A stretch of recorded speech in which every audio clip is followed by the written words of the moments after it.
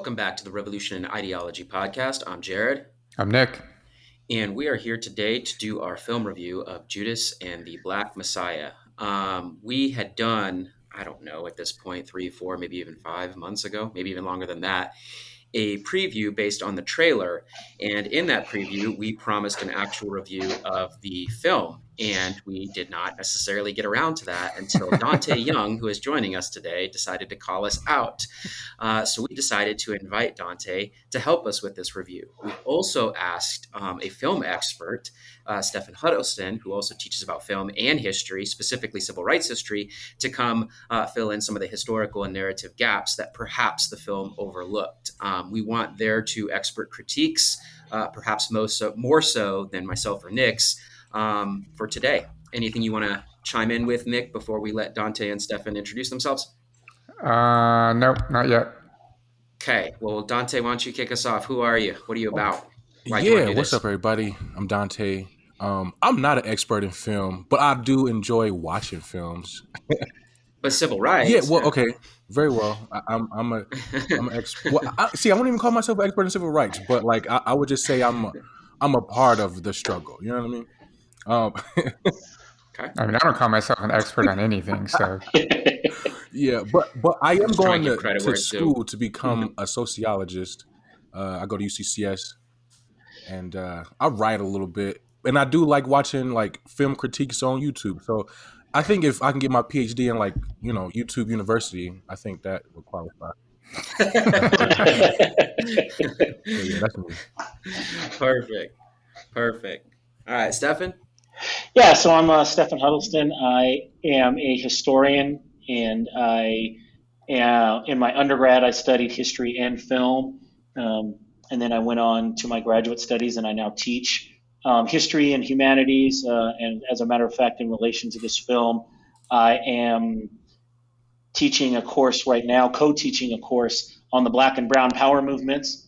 And as a matter of fact, the film that we are going to be discussing, we're going to be screening in class next week and having a discussion on this film in class. And we just went over some material in class on Fred Hampton.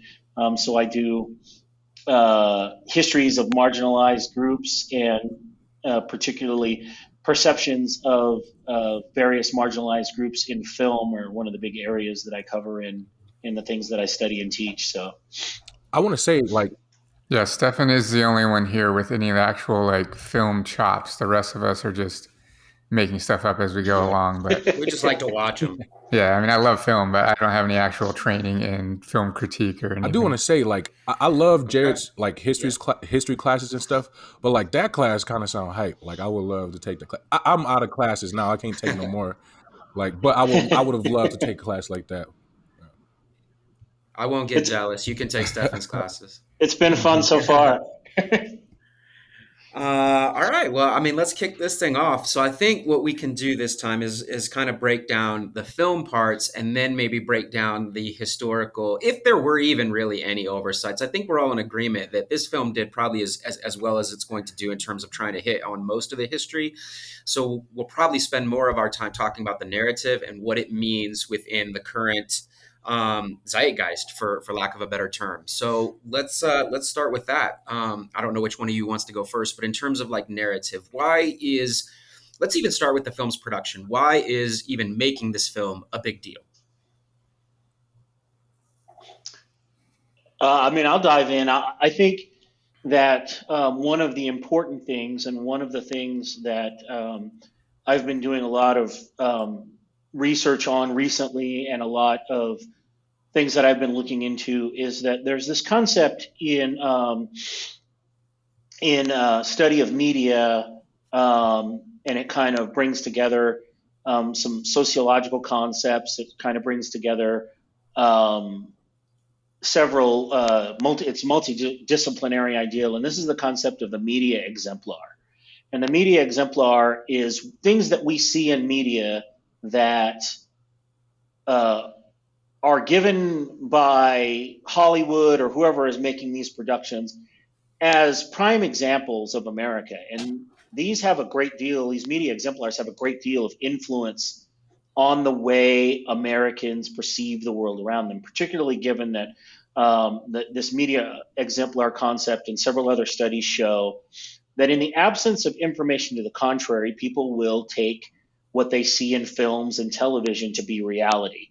So, for instance, there's been a lot of discussion recently, as you can imagine, about police dramas and the way police dramas portray police as almost always catching the suspect, almost always catching the correct suspect eventually by the end of the episode or the end of the film. And when they do cross the line, when they do bend or break the rules, we know as the audience that they only do this to people who we know to be guilty. And so this creates a perception, and studies have shown that this creates a perception that when the police do this in the real world, that the person must have deserved it. It contributes to this idea that the police are in the right.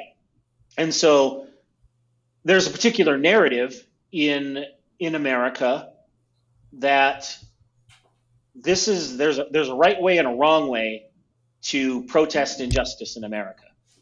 And we're told time and time again that Martin Luther King's way, or at least the myth of Martin Luther King's ways, the perception of the way Martin Luther King did the peaceful protest, is the right way. And that the way that other organizations, the Nation of Islam, the Black Panthers, is the wrong way. And so this film is important in challenging all of those narratives. And I think it does a particularly good job of challenging those narratives. Yeah, I think I love that that you brought that up, because I know it's this Bell Hooks quote that goes something along the lines of pop culture is where the pedagogy is happening, right? So if we are learning that there's other ways to protest, to speak out,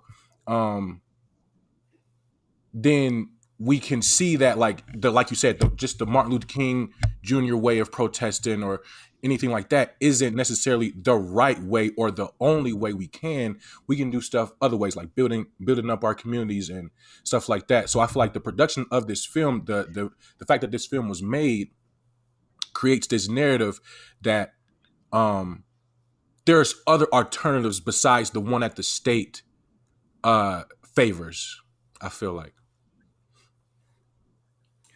I think it's a really important point too, that this film is really the first time that many people, many generations probably will have ever been exposed to the Black Panthers and Fred Hampton, et cetera, right? If you're not a historian, if you're not into civil rights struggle pretty deeply, et cetera, like you might never even heard of Fred Hampton. You might not know a lot of the details of the Black Panthers, or if you do, you've only gotten a very one-sided narrative that portrays them as, aggressive and violent and so forth.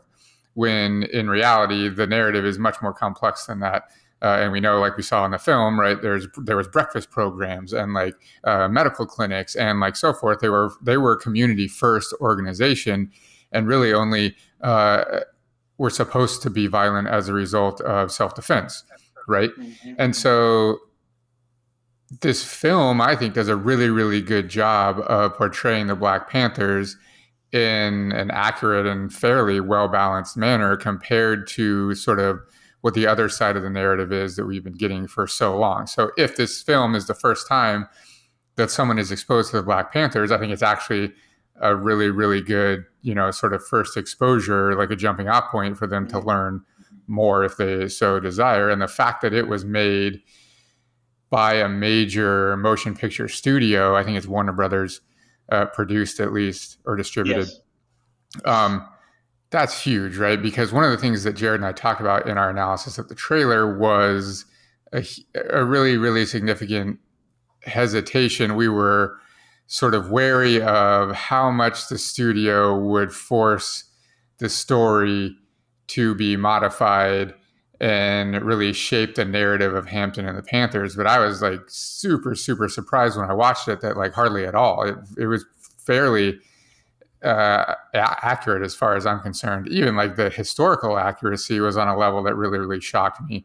Where there are minor, names changed and events changed and a few events invented and stuff like that. But overall, it was actually really, really accurate as well. So yeah, I was just shocked that a major motion picture studio put out something at this time that was so accurate. That's really, really important, I think. The next question I kind of want to put out there for all of you is what about hero manufacture and representation, especially historically, right? The United States, the way we teach history, say this in every class, obviously, it's a very obfuscated history filled with wrongful omission. Foucault said we need to exhume a lot of that if we're post-structuralist, the way we look at it. But one of the things that kind of bridges all gaps in a lot of historical narratives is this idea of great man or great woman theory, that there are these great leaders and so on and so forth. Now, whether we buy into the notion of great man or great woman theory, I don't even want to like unpack that right this second. But if those great men or great women are now not just white, cisgender, usually Protestant males, usually wealthy males, and we're starting to change the demographic, do you think that is helpful in perhaps changing narratives moving forward? So merely presenting a US audience with new heroes that look different, that act different, that are, do you think even just having the existence of those, whether or not the movie's accurate, which we'll dig into in just a second, is that also a step in the right direction? I absolutely I go think ahead, Stefan. no. Okay. Go ahead, Dante. I absolutely do think that's important. Because I let my me and my niece, we watched it on HBO Max. I had watched it in the movie theater, but then I watched it with her on HBO Max, and it was wild because she didn't know about that women were even a part of the Black Panther struggle. You know what I mean? So not even Fred Hampton. Like she didn't take away the fact that Fred Hampton was in the movie. What she did, obviously, right? But it was just like the multiplicity of identities that were in that film to her had an impact that I didn't see, right? So I feel like when we have a movie like, Judas and the Black Messiah, it reflects, it's a reflection of what reality is, right? Because the reality is we have heroes that are not just white, straight, cis, all that stuff in our real world, and we have to reflect that in the media that we consume, so that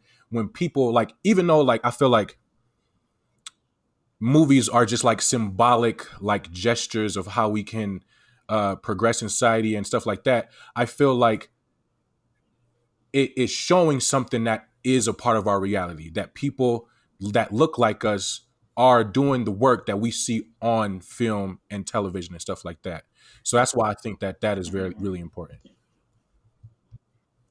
Yeah, I think I agree with that totally, and I think it's important to note that when you're talking about media in America, particularly television and film media, that representation of marginalized groups comes in stages. And this is true in any marginalized group that you look at. So initially, when we see, for instance, if we take in relation to this film, when we take the first time we see African Americans in cinema, they are not well portrayed in early cinema. They are the servants, they are the comedy relief, they are the thugs, and then we go through these transitions. They're the butt end of jokes and things like that. And then there's a progression that it goes through. And again, you can look at any marginalized group and watch this progression happen in a similar manner, to where then you start to get you move from that sort of representation into tokenism, where you say, oh, well, we're going to start putting these people in other roles. But again, they are very tokenized roles that they are placed into. And then you have to go all the way through these steps of this progression till you start to get, like, what they would call in Hollywood meaty, relevant roles that are multifaceted roles. And all roads with media lead to and from Hollywood. So everyone is either doing things the Hollywood way, or they are reacting to Hollywood, whether that means that they are imitating Hollywood, inverting Hollywood tropes, subverting Hollywood tropes, whatever they're doing. Everyone is making that reaction. And so you'll see these things are all in relation to that. And so I think that for representation's sake, that we have to go through that stage at some point, where we have to tell those great man / great woman stories about other groups other than, as Dante put it, white cisgendered straight men, right? We have to tell stories about these other groups, and then hopefully, as we move on through that progression, then we can start to get into, and we have in some places, get into some meatier, wider roles. And I think this film uh, at least gives us some of that, because certainly Fred Hampton was not a perfect individual. He had his flaws, and I think it shows a little bit of that. And of course, Fred Hampton is not going to be necessarily popular with everyone who watches this film. He was black. He was an unabashed revolutionary, and he was also an unabashed communist. And so he espoused these ideas that both then and now are not popular within certain American circles. So Nick, I want to add on that. What Stefan got me thinking about was this idea that we've talked about before, Vine Deloria's cameo theory in Mm-hmm. history, how people of color or women tend to only perform cameos in history. We're not even talking about film now, the way we teach Mm-hmm. history. I forget the exact quote and I don't have it in front of me, but he uses some derogatory terms often used for different populations, different exploited populations, but they only perform cameos in the greater narrative of white exceptionalism, Yep. white male exceptionalism, I should be saying. So even though this film is, I mean, it is a history film, do you think that this film has potential, like others before it, like an X in the 90s or something along those lines, to also push the way we tell historical stories, not just stories out of Hollywood, but do you think it has the ability to maybe change some sort of future storyteller who watches this film as a young person and then goes on in scholarship and begins to start telling the stories of our past on an academic level? What do you think? 100%. I think it's a reflexive relationship between academia and the media, where the history that exists in academia, let's say as example of the Black Panthers, very clearly informed this film. And then this film will reach a much wider audience, let's be honest, because not that many people will digest academic histories, but they'll go to the movies, especially, children and like Dante's niece and like whatever, right? They'll take away things from this film that they wouldn't have otherwise gotten. And hopefully that will motivate some of them eventually to, not that the film's going to motivate them to be a historian, but some of them will then get curious about other histories and they will either research more, or some of them might actually become historians and say, wow, there's a whole history out there that I didn't even know. I want to, I really want to make that my life. I want to go look into these histories and I want to tell them myself. And then those new histories will inform new films, right? Generations from now, at least in theory and hopefully. Also, I think this film has a really important role where it had a huge amount of success, right? It was, released during COVID, and that kind of threw things off a little bit for its like revenue, but I think for its popularity, I mean, it was viewed by millions of people, and the awards that it got, really garnered it some attention. So definitely, just in the Hollywood world, right? People are now saying we can make films like this that challenge the standard narrative with non-white heroes, people of color that are in the leading and supporting roles, and they can be successful. They will be viewed by millions of people. And so we can start telling these stories even more widely than we had before. So I think it's a landmark film as far as that is concerned. Not that it's the first, but it's definitely the first in a series of films that hopefully will motivate, new directors and writers and producers and so forth to start telling these stories on a more frequent level, right? Like you mentioned X in the 90s and so forth. It would be great if Judas and the Black Messiah wasn't just a series, part of this series of, wow, these really great films come out every 5 years. This should be a part of the Hollywood narrative all of the time. These films should be frequently made at this level, with this budget, with this caliber of script and director and actors and so forth. That should just be a regular part of the narrative from here on out, if we lived in a perfect world. And I think this film plays a really important role in that. I've heard something to the effect that like the reason why films with like people of color don't get produced at the rate that they should be is because studio executives and stuff like that are worried about the international appeal of like having a black person be the main character, or um a Latinx person being the main character or something like that. And they talk about how will that actually translate to like international audiences? So instead of just doing the movie and just trying to just see, you know what I mean? They just don't do it at Mm-hmm. all, and that does a disservice to everybody, the film industry in general, and that does a disservice to the people who could consume this type of media and find different messages embedded within them. So I think that's just garbage. That capitalism That also stifles creativity. yeah. Which is kind of interesting point That's because some of the controversy this film had before it was released was the casting of Daniel Kaluuya as Fred Hampton because he is British. People were up in arms about this, that they casted a British man to play Fred Hampton, right? This like iconic American revolutionary.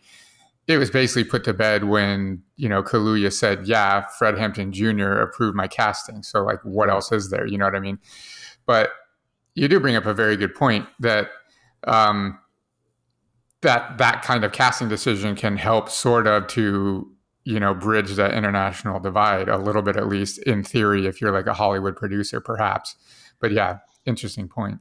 two I things. think Like as oh, go ahead, Stefan. I was just going to say, I think it's important to note too, one of the things that we talk about, or one of the things that we should bring up in kind of a peripheral sense when talking about this film, is that there is this issue of dealing with Hollywood and its perceptions of black films with predominantly black casts. And I think it's absolutely vital to note that, we recently had the whole, Oscars so white movement and everything like that. So it's Mm-hmm. important to note that the film is called Judas and the Black Messiah. Judas and the Black Messiah. And so this is referring in particular to the two actors who play, the lead roles, Daniel Kaluuya and Lakeith Stanfield, right? They are both nominated for Best Supporting Actor, Mm-hmm. not Best Actor, either one of them. Best Supporting Actor. They are the two titular characters of this film, and they get Best Support. Now Daniel Kaluuya wins the Academy Award for Best Supporting Actor, but I think it's absolutely vital to note he didn't get a Best Actor nom. He got a Best Supporting Actor nom. Yeah, I read And an that article says something about critiquing. Hollywood.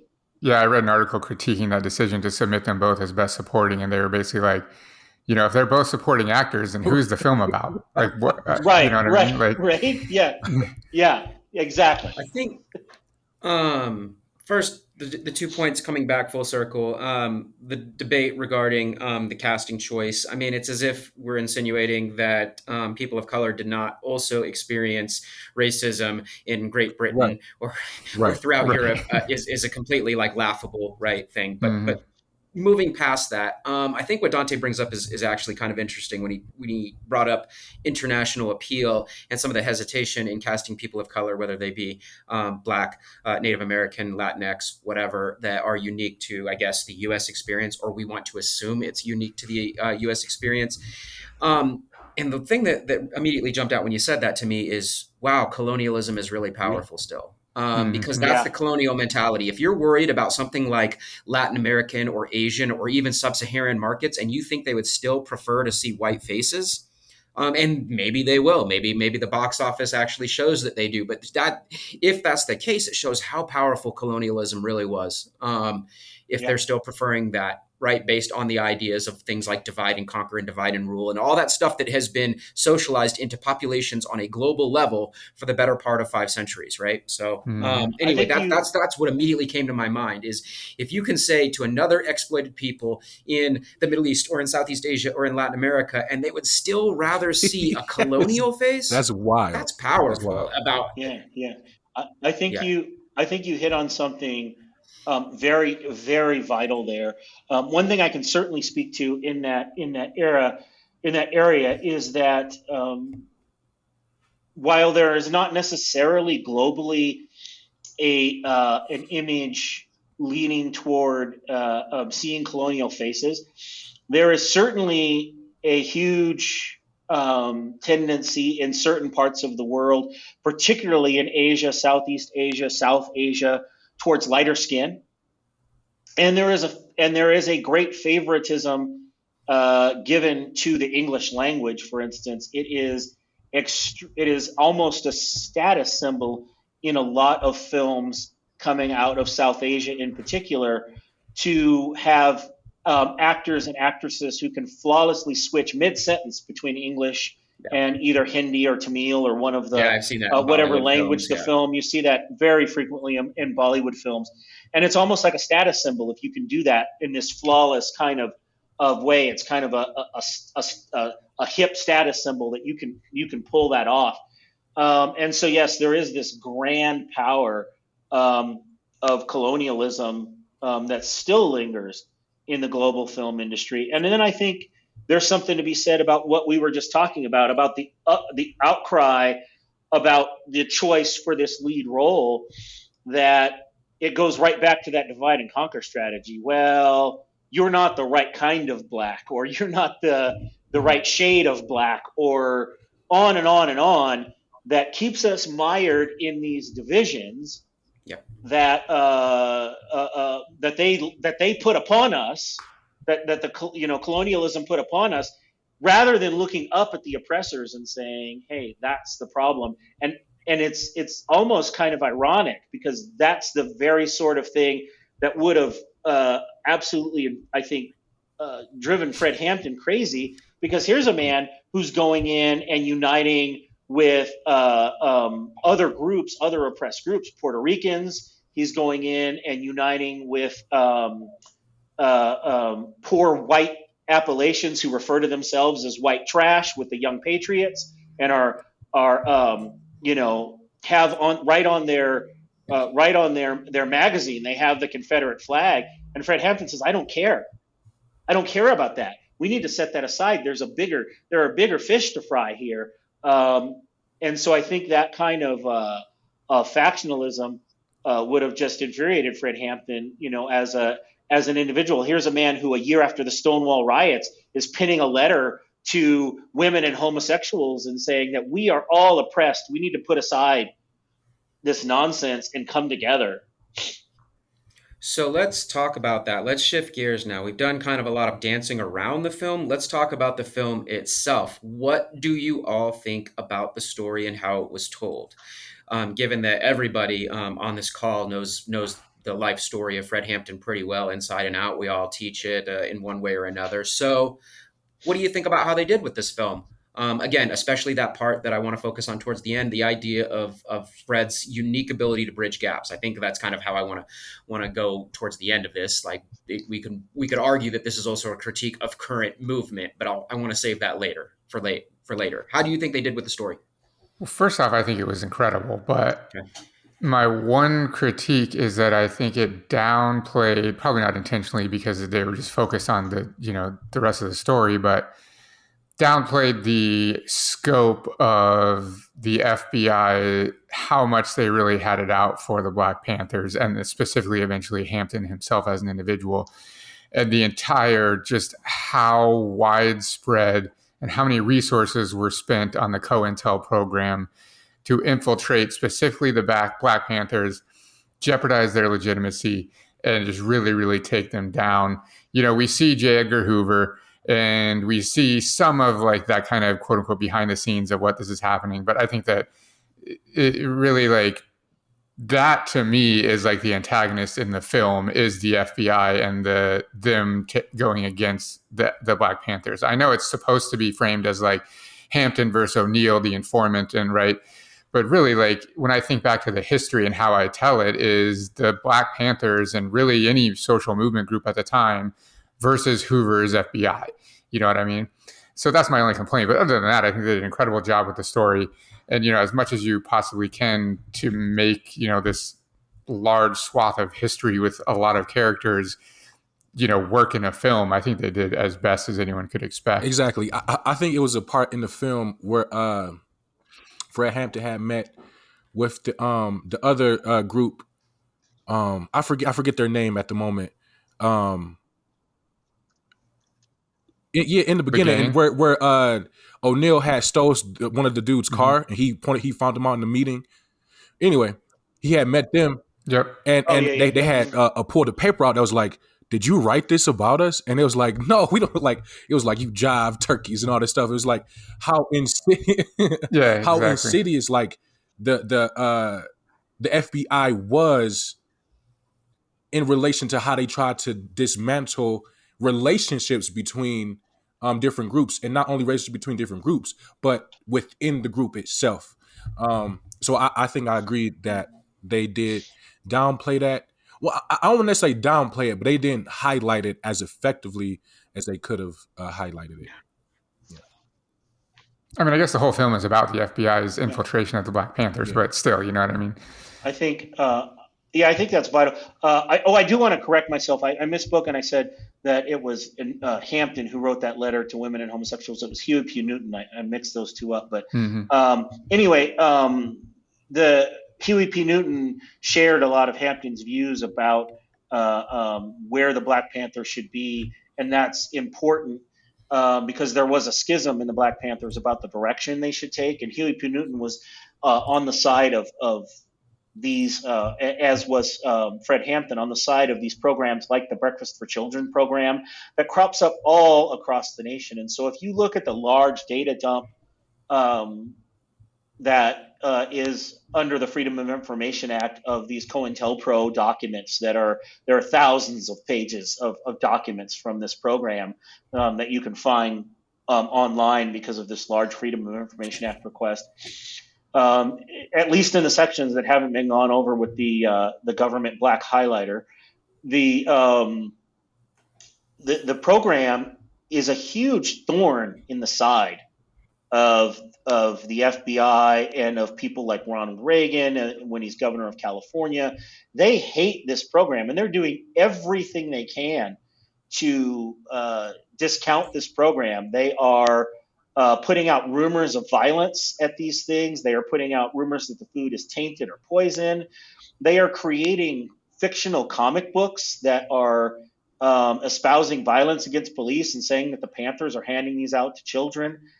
They even propose at one point that they're going to leave ammunition that is designed to explode in guns that's been tampered with so that it's going to blow up the firearms, and leaving it outside Panther headquarters around the nation and stuff like that. They are pulling out all the stops, and they're talking about these in these at the time confidential FBI documents about how much this program, and they even at one point say in some of the documents that this program is so popular in parts around the nation that they are at a loss of what to do, and they're essentially opening it up to conversation internally within the FBI. What do we do? Give us some ideas. How do we stop this?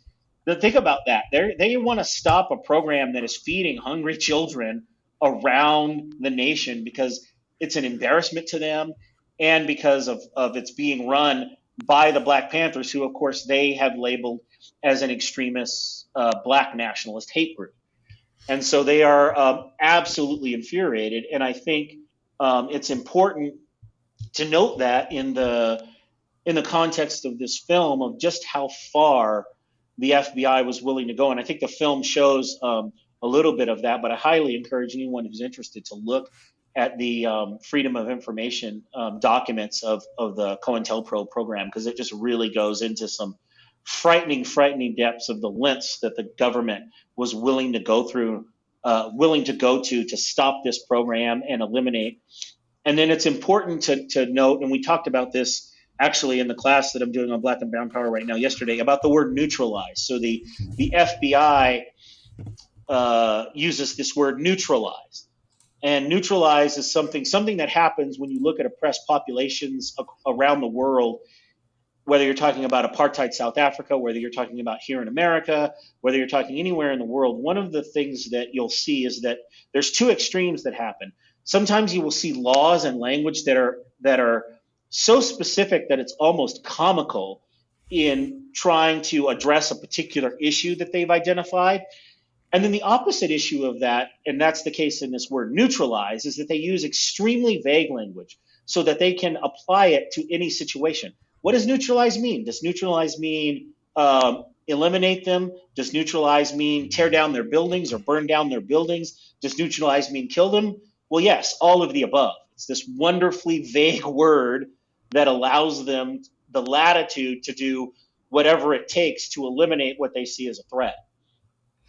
Yeah, I think that's one of my main critiques as well, is this idea, and it's, I mean, I don't know that I can follow up everything that you detailed there, Stefan, but like this whole idea that legislation and enforcement of legislation is not critiqued nearly to the level that it needs to be, particularly, of course, when we're talking about U.S. history, which of course has one of the, and I'll be a little bit outspoken here, one of the most morally and ethically bankrupt forms of enforcement, historically speaking, that we can look at evidentially. And COINTELPRO is just one of many examples. And we could take this all the way back to the first policing being taking action against runaway slaves, right, in Virginia. Like that's where policing in the United States begins, and it kind of continues on from there.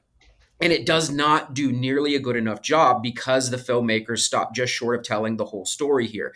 They're too busy trying to maybe rationalize, and even in some ways idealize, in this case, what is blatantly the enemy of the people. In this case, the Federal Bureau of Investigation.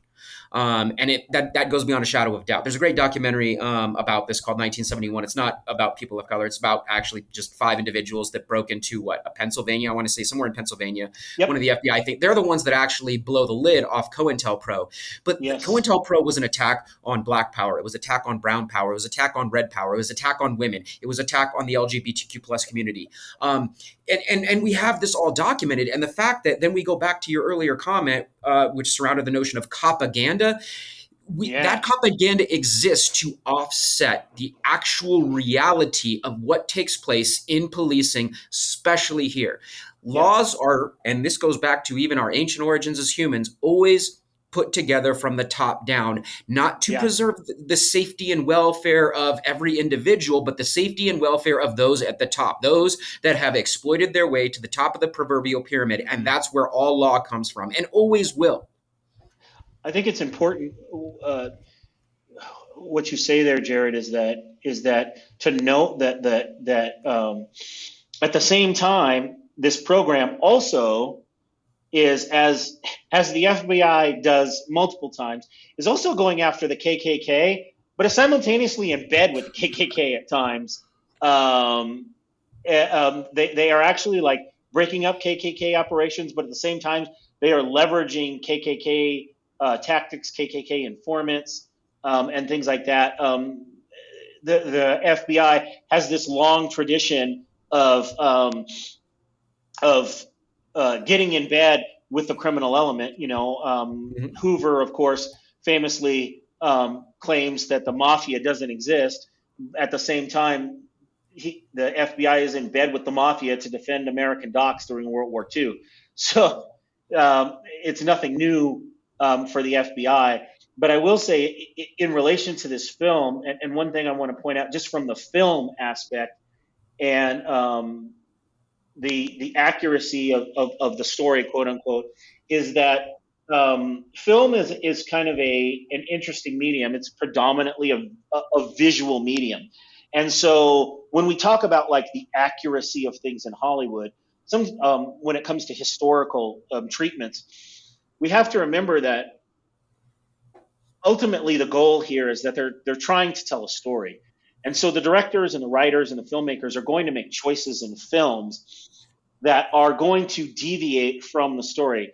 One of the great examples of this is the film Amistad, where you have a scene where several of the people who are enslaved Africans are having a conversation with each other. And the filmmakers were, they were well aware that these Africans would have come from several different parts on the continent, and they wouldn't have spoken the same language. They wouldn't have shared a common language.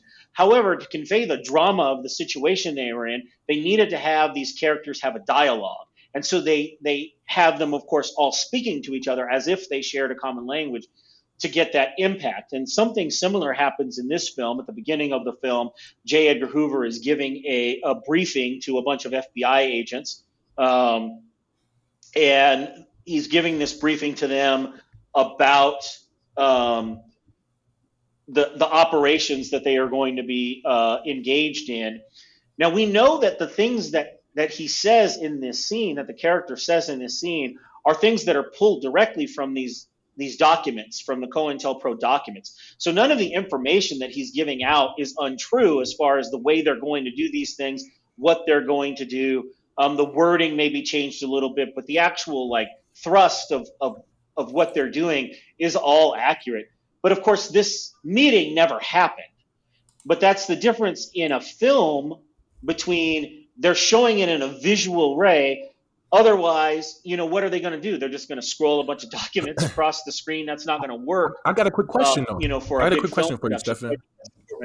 Yeah. Do you think that they Yeah. could have done, like, I get that they had to show it in a visual way, but do you think they could have done a better job at having the FBI in more frequent meetings to really press home the point that they were the antagonists, right? Because like Jared said, like Nick said, they were the antagonists. And I talked to my cousin like a couple of weeks ago, and he's saying like, fuck O'Neill. Like, sure, fuck O'Neill, but still, like, why are you saying fuck O'Neill like so, like, and being so adamant about that, and not fuck the FBI for for like forcing O'Neill to be in a position to do something like that? You know what I mean? So I feel like the film did. Yeah. No, So I feel like totally the agree. film could have did a better job, like you're saying, of what they did in the beginning of the film, of showing what was said in those documents in a way that led to like other stuff that they did about the Black to the Black Panthers in a better way. Yeah.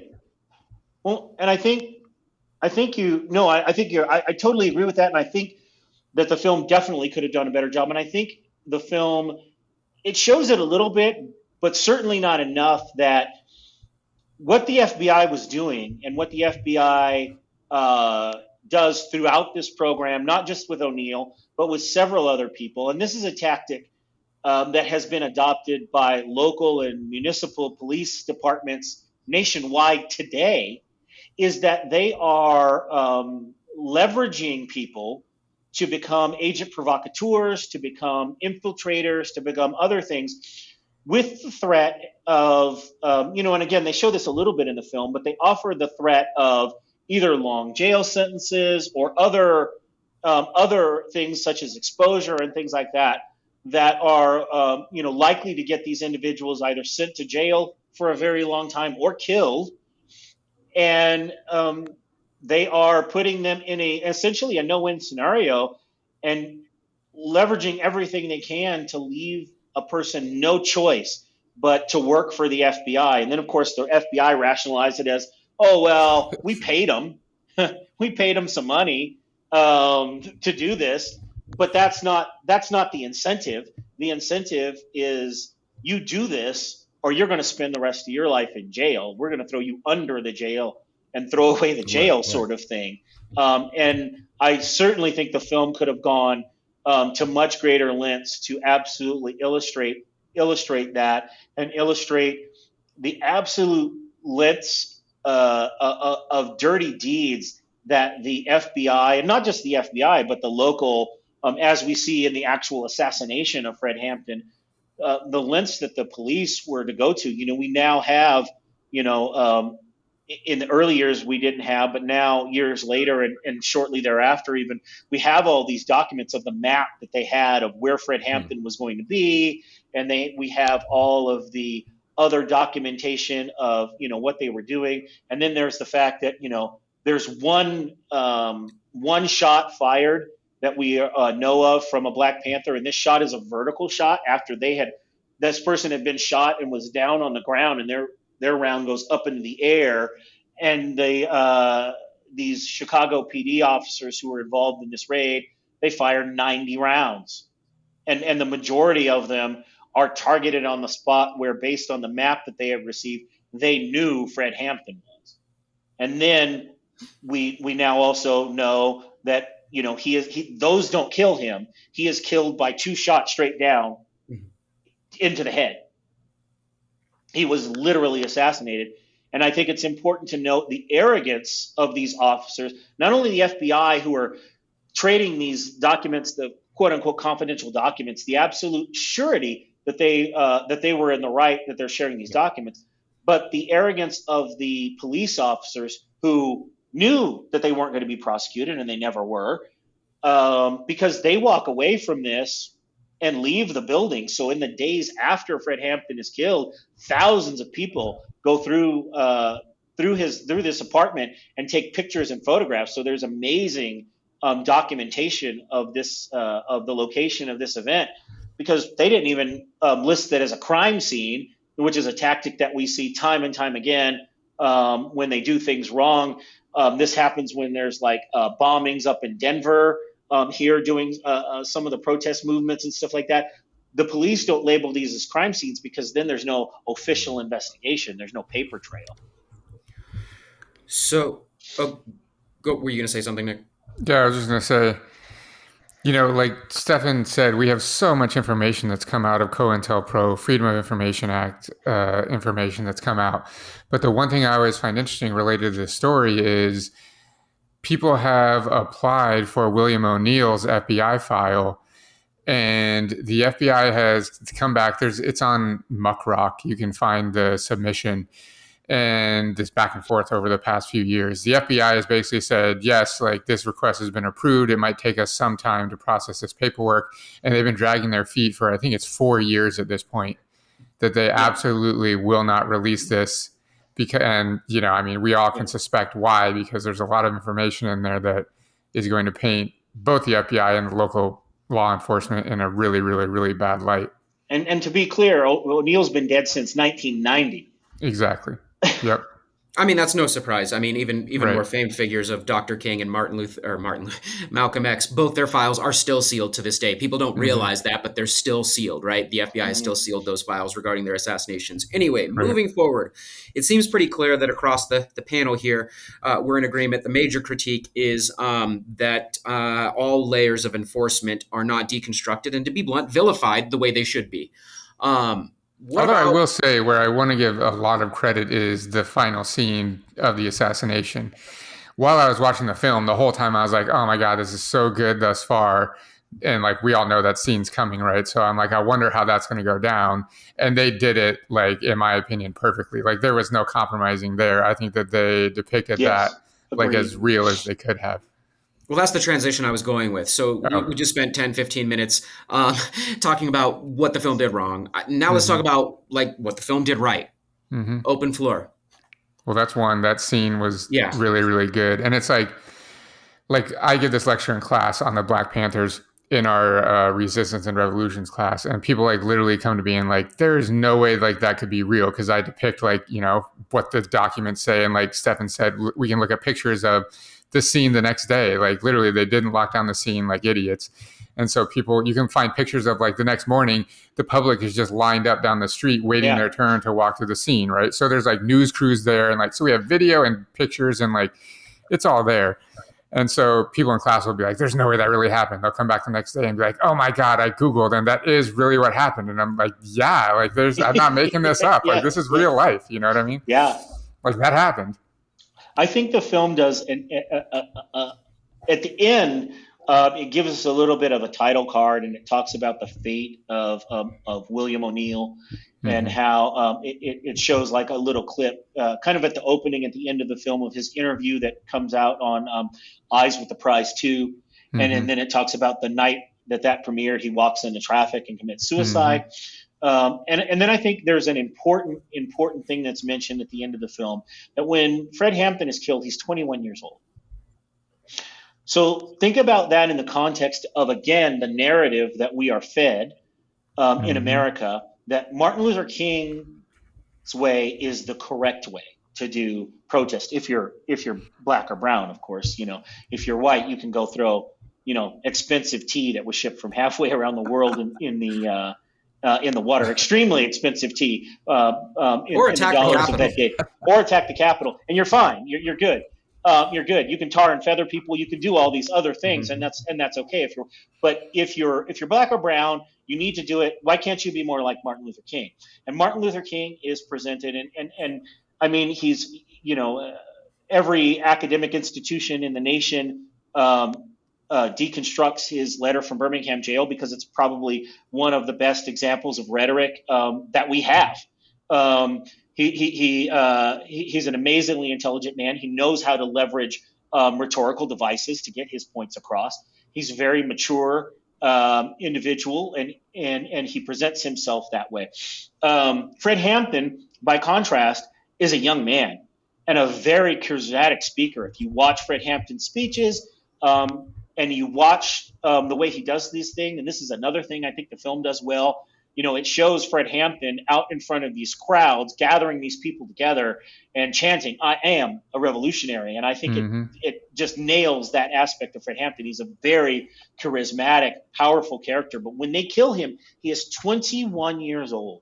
And that is, I think, vital to note that he is a contrast to this narrative of doing things Martin Luther King's way. He's a young man. He has revolutionary, very radical ideas in comparison. Of course, we all know, those of us who have looked deeper into these things, that Martin Luther King's views were starting to change at the end of his life, particularly in the last year of his life. He delivers a lot of speeches against Vietnam. He delivers speeches where he rails against capitalism. He delivers sermons and speeches where he says that he can no longer talk to the men of the northern ghettos and tell them that violence is the wrong answer when his own government is the greatest purveyor of violence on earth. His views are really starting to change radically when he's assassinated. But the image that we get of Martin Luther King is this image of this great paragon of virtue, to the point that our former mayor here in the town that I'm in of Colorado Springs, basically at one point in a online call-in thing, said that the difference between Martin Luther King and BLM was that Martin Luther King never broke the law. And how absurd is that, when I just said the letters from Birmingham jail are like taught at like almost every academic institution around the world. It's not like Martin Luther King went down to Birmingham and asked them if they could throw him in a jail cell so he could have a quiet place to write these letters, right? But that's the image that people What's this have. mayor's name? Let's put him on blast. Yes, that was Souther that said that. Our lovely, Souther, yeah, Souther there, yeah. But that's this image that we have of Martin Luther King, that is presented in the media, that he was the right way. Fred Hampton is a revolutionary. He's unabashedly communist. He's unabashedly about the community and about the collective.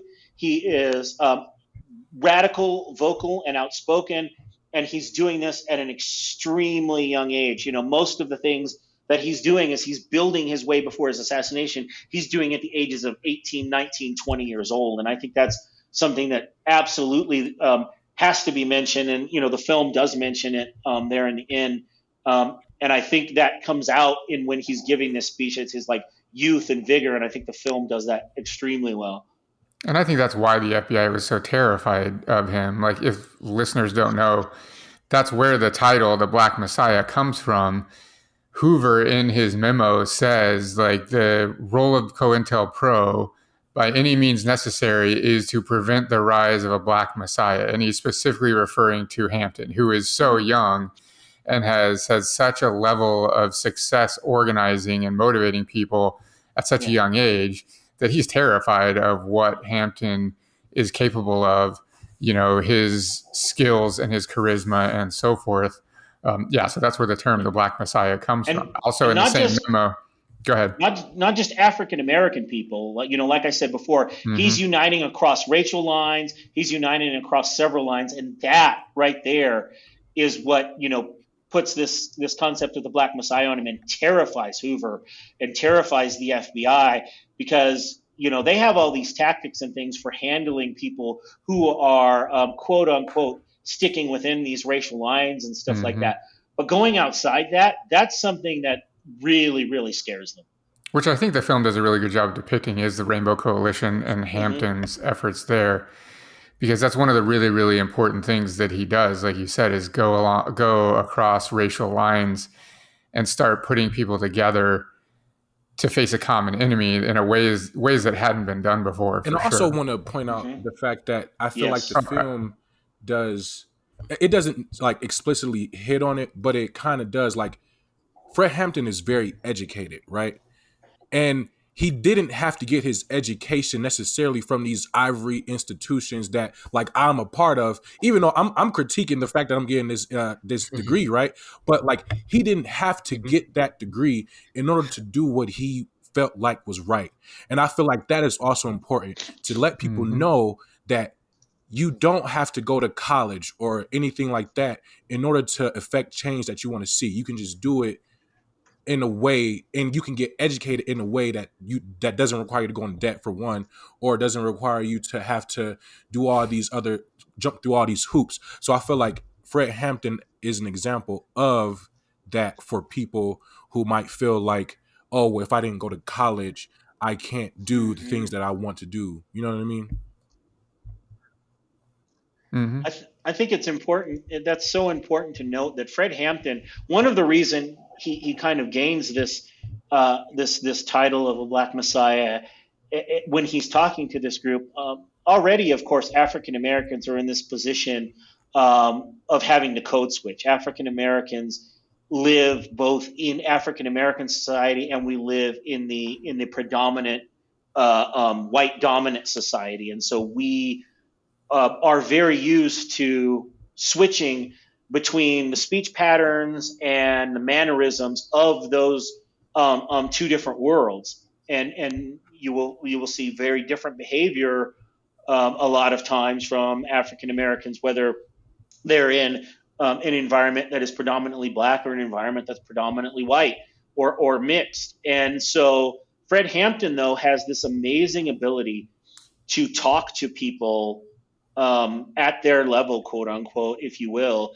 He is able to articulate things in amazing ways. So he's able to use that, for lack of a better term, street lingo, quote unquote, and talk to people in a very kind of colloquial vernacular. And then he's very, very rapidly, boom, he's able to change into this very educated, erudite manner of speech and deliver, again, some powerful rhetoric and things like that. And he's able to do that flawlessly, and that allows him. That's one of the things that allows him to bring all of these groups together.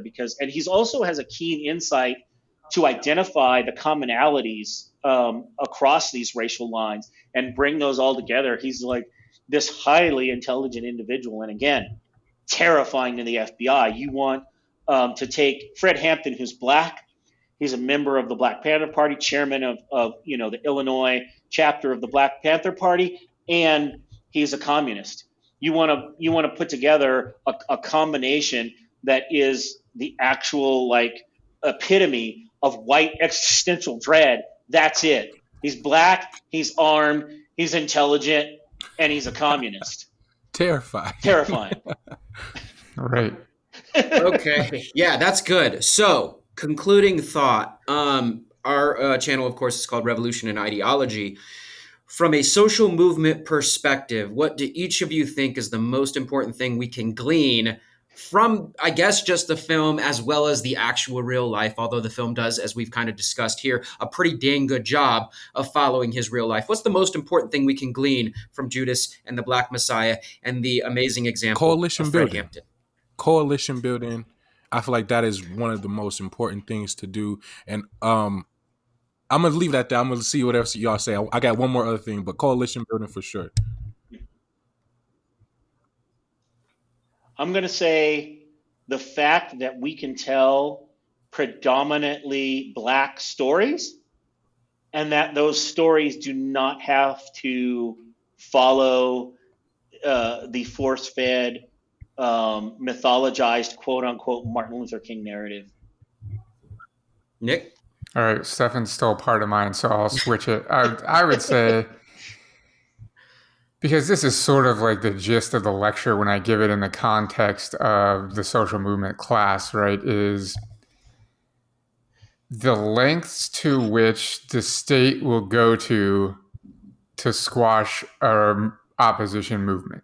Like we think of like, well, yeah, like, North Korea or Russia or like whatever, but like people are so just unaware of the COINTEL program and unaware of just how far our government will go to the extent of murdering people, completely discrediting them, character assassinations, real life assassinations.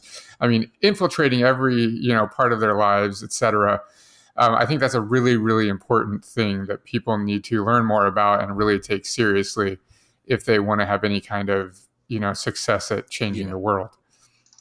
Donte, My what was your second second thought thought? was that education, right? I think Fred Hampton also really harped on the fact that like we got to educate the people, right?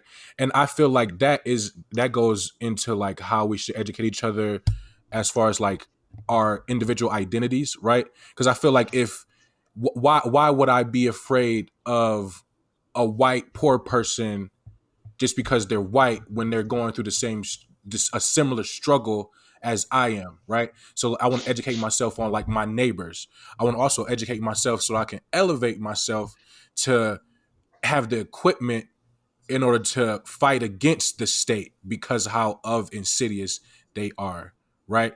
And then I also want to Nick was saying, and I also want to educate myself to like what Stefan was saying, so that I can tell the stories of my people or of my people or of people who do the work that has been done to end systems of oppression that perpetuate, right?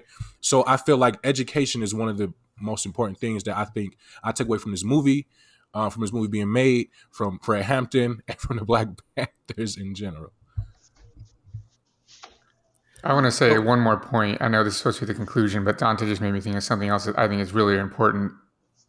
A role that this film plays.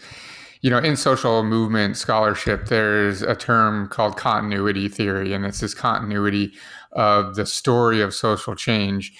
And the idea is that one of the strategies by the status quo, right, by the oppressors, is to make every single movement appear as if it's an isolated thing. So like BLM is this new thing that, right, it's this new thing that has no connection to any past and like whatever, it's this new thing that we need to challenge. Mm-hmm. And so I think one of the things that this film does is just demonstrate this connection that, the Black struggle has a long and rich history that's longer than the history of the United States, right? And so we have to tell these stories, this entire history, and fill in all the gaps so that we can identify that the modern movements are just modern manifestations of this struggle. It's not something new. It's not something that, was just invented, that is completely disparate.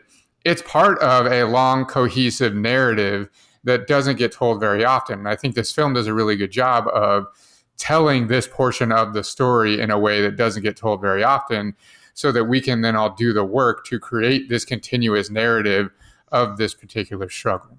That's why we frame it that way, like in coursework, the long view of civil rights. Civil rights was not about the 1950s and 60s. Civil rights began in the 1400s with the first Portuguese slaving ships off the coast of Africa, and we tell that story starting then. I also like to usually equate it to music. If you listen to like the lyrics, more modern lyrics of anti-policing songs of like Childish Gambino and so on and so forth, but then you juxtapose those with Immortal Technique 10 years earlier, and then 10 years earlier than that, Tupac, and then 10 years earlier than that, Public Enemy, and then 10 years earlier than that. We could trace this all the way back, and the story, like that, I mean, you can find it. That's the continuity right there, all the way back to like Marcus Garvey and so on and so forth, or what we're hearing on Chain Gangs, right, during Jim Crow in the South. Like the lyrics, the actual like discussion is still the same. So anyway, all that stuff aside, so some of the lessons we've got: education, reclamation of narrative from Stefan. A big one for me is coalition building. It's not for this episode because I'm trying to close us out here, but one of my critiques, one of the reasons why people that are seeking social progress keep losing, is they are divided along racial lines or specific topical lines. We find ways to defeat each other more than the state oftentimes finds ways to defeat us. That's something that I think is very important. But regardless, I think we've got it all. I want to thank Donte and Stefan for coming on. We're going to be doing more episodes with them in the future. I know we are. We've already done a handful with Donte. We'd like to get Stefan on more. Anyway, that's all we got. Nick, take us out. Hey everyone, this is Nick. If you enjoyed that episode, be sure to like the video. Don't forget to subscribe to our channel. And if you really like what we're doing, you can support us on Patreon, patreon.com/revolutionandideology. Thank you to our Patreon supporters.